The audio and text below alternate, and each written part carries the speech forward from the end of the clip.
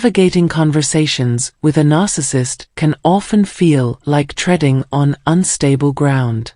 Their incessant need for dominance and control drives them to engage in damaging and extreme behaviors. But what if we could shift the dynamic, placing them on the defensive for once? This film aims to unveil strategies to instill fear in a narcissist. Greetings, dear viewers, and a warm welcome to our broadcast. To our new arrivals, we extend a heartfelt invitation to introduce yourselves in the comment section below.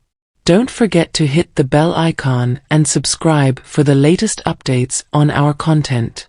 Now, let's delve into methods to curb the controlling tendencies of a destructive narcissist. It's imperative to recognize that individuals exhibiting traits of damaging narcissism often conceal their true selves behind a facade of strength. Beneath their outward bravado lies a core of vulnerability, fear, and profound insecurity, a manifestation of entrenched shame, regardless of the extent of their destructive behaviors. When you understand this, it's clear that their biggest fear is being found out as a narcissist. One good way to make a harmful narcissist anxious is to look for contradictions in their stories and show proof that they are lying. Even if they don't immediately accept or recognize your revelations, shedding light on their lies and dropping hints about what they really are is a surefire way to make them afraid. It can be scary and uncomfortable to have a conversation with a damaging ego. Their strong need for control, especially over how other people see them, is the most important thing. It has already been said that the thought of being found out makes damaging narcissists more scared than anything else. These worries come from the fact that they can't control how other people see them. When narcissists feel like they can't control how other people see them, they feel very uncomfortable. Their fear goes beyond the thought of being seen negatively.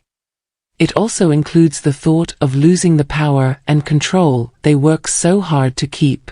People who are destructively selfish find it very upsetting to think that they can't control how other people see them. Showing real self-confidence and personal control is a powerful way to make a narcissist even more uncomfortable. This means having a strong sense of self that comes from being true to yourself and always believing in your own worth. These traits make it very hard for a narcissist to control or manipulate someone. It is impossible for them to change how you see yourself, how you see other people, or most importantly, how you see them. A damaging narcissist faces an even bigger problem when they meet someone who exudes personal power, self-confidence, and unwavering self-esteem. This is because they are afraid of being exposed. These feelings come from having a lot of self-esteem and control over your life, which makes selfish people less afraid of losing what they have. People who are genuinely confident don't worry about being left alone, unlike narcissists, because they are committed to protecting themselves at all costs. This constant confidence makes the narcissist panic because it makes them afraid of being left alone. It's important to hit a narcissist where it hurts the most, their power and self-esteem. Being sure of your own worth and refusing to give in to trickery makes them feel less powerful and makes them afraid. They also feel very vulnerable and afraid when they show their real selves to others, without the carefully constructed facade. This changes the power dynamics in a fundamental way. One more good way to get a narcissist to act out is to learn how to stay calm. Keeping your cool, especially in situations that are meant to make you feel uncomfortable, stops them from manipulating you. Responding to their provocations with short affirmations like "I-C-A" or "you fine," and then remaining silent sends a strong message. I hear you, but I refuse to engage. Accepting the silence that follows with confidence makes you stronger and shows them that their efforts to provoke, scare, or threaten you are pointless. Destructive narcissists are also spooked when you act like you're not interested or sure of something. This creates doubt and unease. Setting up and sticking to a no-contact rule is another powerful way to make them upset, especially if they start hoovering to regain control and pull you back into their web of abuse. People who are bad at getting what they want often use hoovering to get their victims back in a relationship by giving them lots of love, promises of a better future, and vows of undying love. But this phase of idealization quickly turns into devaluation and then ditching. It's bad for your mental health to be stuck in this loop. A strong message is sent to the narcissist when you set a strict no-contact strategy and stick to it. It lets them know that their attempts to get back in touch and continue the abusive loop will not work. By cutting off all contact, turning down middlemen, also called minions or flying monkeys, and clearly closing the door, you show that you are independent and don't want them there. This firm action tells the narcissist that they are not important in your life, that you find them boring or uninteresting, and that they do not deserve your time, energy, or attention. When the narcissist faces this wall of disinterest and detachment, they feel confused and scared, and they struggle with a sense of helplessness and less importance, which is new ground for someone who is used to being the center of attention. When normal strategies don't work, narcissists are put in a tough situation they're not ready for. They feel very afraid and like they have lost control when they realize they no longer have any power or influence over you. Even though everyone knows they should stay away from narcissists, not everyone can cut all ties with them right away. Situations are very different. Some people may not be able to fully disconnect because they have to focus on work or family, while others may not be mentally ready to make that big decision yet. In these situations, using the gray rock method becomes a good choice. The main idea behind this strategy is to make yourself as boring and uninteresting to the ego as possible, like a boring gray rock that doesn't feel anything. The gray rock method tries to change the balance of power by limiting your interactions with the narcissist and not giving them the narcissistic feed they need. This puts you in charge of the exchange. In the event that the gray rock method is not feasible, setting clear and unequivocal limits is another effective way to unnerve a narcissist. By setting imaginary lines around what is and isn't okay to do and say, boundaries protect our health and honesty. They tell other people how they should treat us and spell out what is and isn't okay. Finding your way around narcissism by learning how to set and stick to limits is a lot like reclaiming your independence and self-worth. Setting boundaries means being clear about your limits and being able to say them with confidence. It's very important to know your rights and be sure that you can say no or thank you and stand by your choice.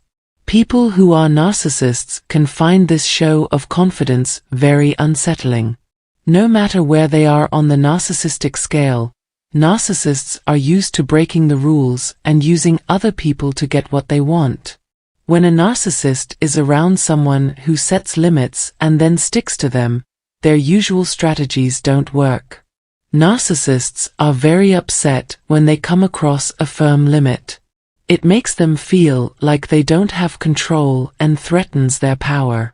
People who get pleasure from taking advantage of and controlling others feel very uncomfortable when they run into resistance they can't beat. When they realize they can't force, threaten, or trick you into doing what they want, it can make them feel less powerful and even cause a psychological crisis.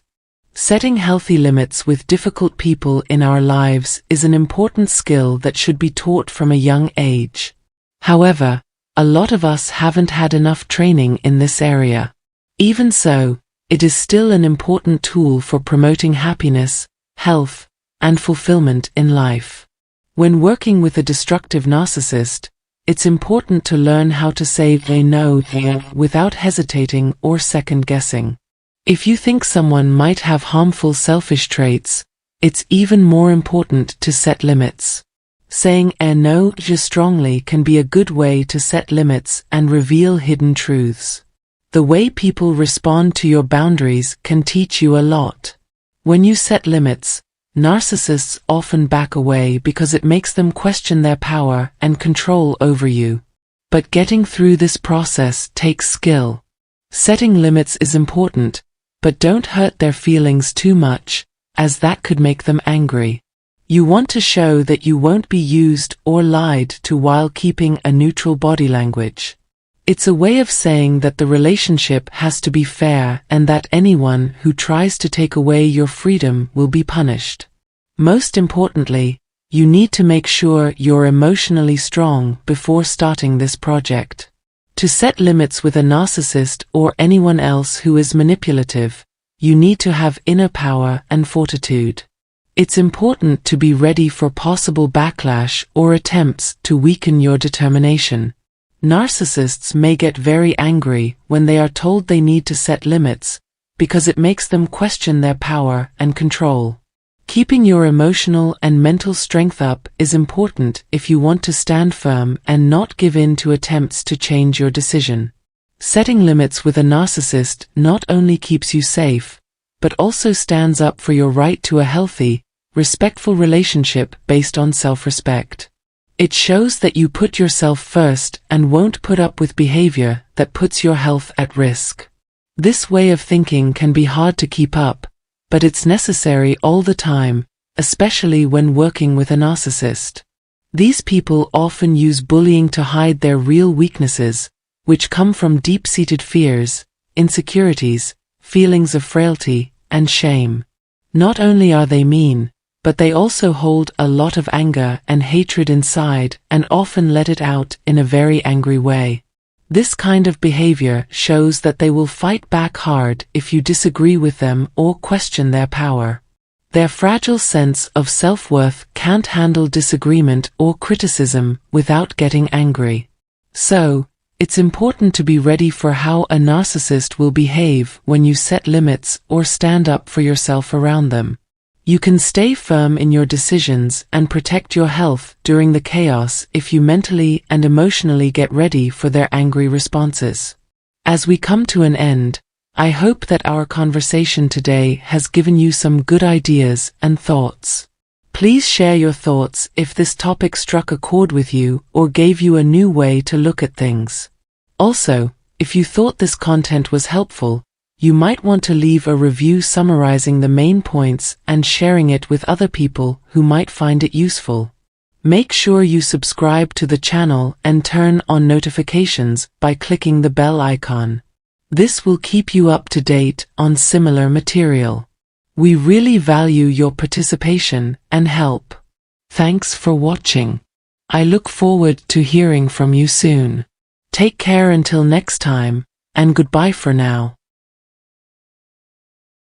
Navigating conversations with a narcissist can often feel like treading on unstable ground. Their incessant need for dominance and control drives them to engage in damaging and extreme behaviors. But what if we could shift the dynamic, placing them on the defensive for once? This film aims to unveil strategies to instill fear in a narcissist. Greetings, dear viewers, and a warm welcome to our broadcast. To our new arrivals, we extend a heartfelt invitation to introduce yourselves in the comment section below. Don't forget to hit the bell icon and subscribe for the latest updates on our content. Now, let's delve into methods to curb the controlling tendencies of a destructive narcissist. It's imperative to recognize that individuals exhibiting traits of damaging narcissism often conceal their true selves behind a facade of strength. Beneath their outward bravado lies a core of vulnerability, fear, and profound insecurity, a manifestation of entrenched shame, regardless of the extent of their destructive behaviors. When you understand this, it's clear that their biggest fear is being found out as a narcissist. One good way to make a harmful narcissist anxious is to look for contradictions in their stories and show proof that they are lying.